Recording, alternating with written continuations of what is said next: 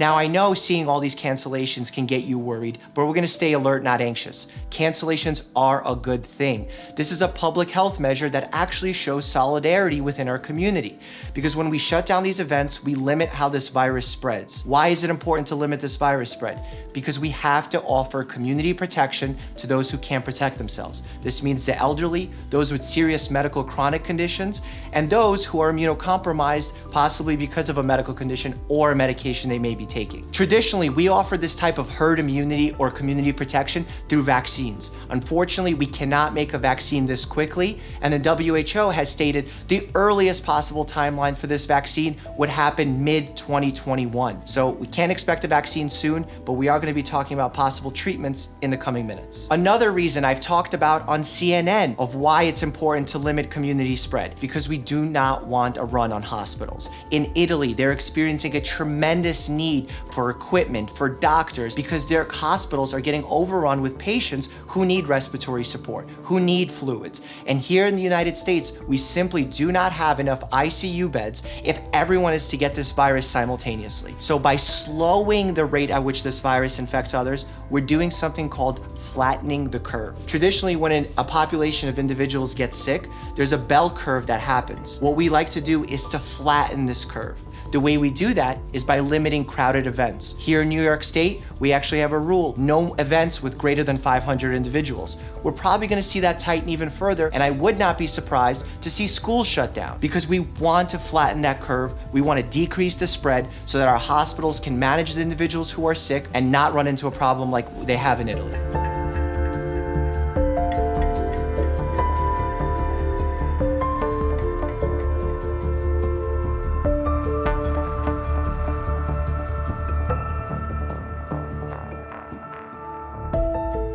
There's truly a scarcity of supplies. N95 masks, which are the properly fit masks that we as health professionals should be wearing to decrease viral spread.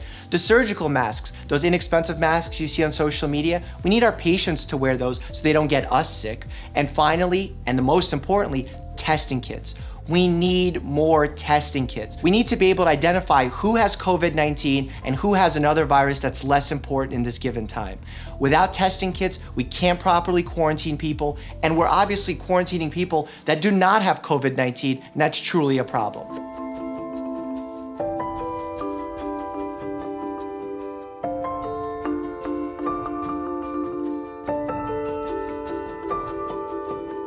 People die from the flu. And this is very unusual. And it is a little bit different, but in some ways it's easier and in some ways it's a little bit tougher. There are some similarities between the flu and COVID-19, but there are very serious differences. Similarities: they're both viruses. They both spread through respiratory droplets. The symptoms are similar. However, the severity is quite different, the lethality is quite different. And most importantly, we do not have a vaccine and we don't have an antiviral medication FDA approved to treat COVID-19. What does all that mean? It means the lethality rate is going to be higher. More people are going to lose their lives because of COVID-19 than the flu.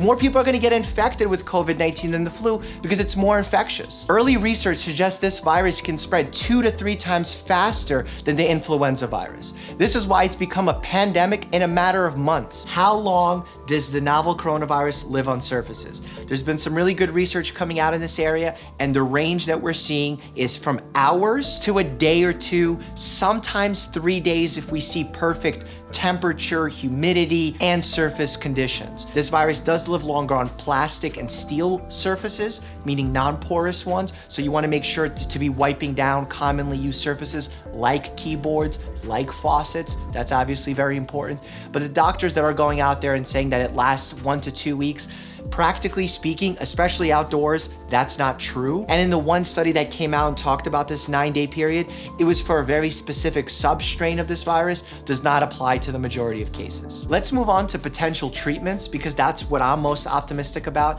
There are well over 300 clinical trials ongoing right now, and that's a good and bad thing. Bad, because there's some medications that shouldn't be tested and it's taking away from the patient pool that can be enrolled in these studies. Good, because we're getting a lot of different options tested all at once. Leading the way, remdesivir. It's an antiviral medication that was primarily used to treat Ebola. The way that it works is interrupts the virus's replication cycle. Let's think back. Jack, how does a virus work? It infects your cell. Then it hijacks the cell's own inside machinery and replicates itself. We want to stop that process to prevent the virus from spreading. Hopefully remdesivir does just that. Other medications that we have being tested, HIV medications like Keltera, chloroquine, which is an anti-malarial medications, all showing some initial promise, but we gotta get those studies in. If you suspect that you have COVID-19, or any virus for that matter, call ahead to your health professional's practice before just heading over. It's really important. In fact, here's what I want you to take away from this video.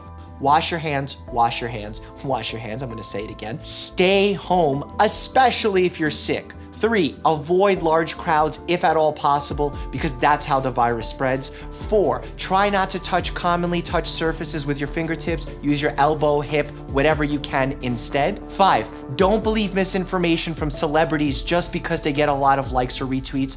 Only the CDC, WHO, or other verified health professionals. And finally, don't panic. Stay alert, not anxious, so you can make the best decisions for yourself and your family members.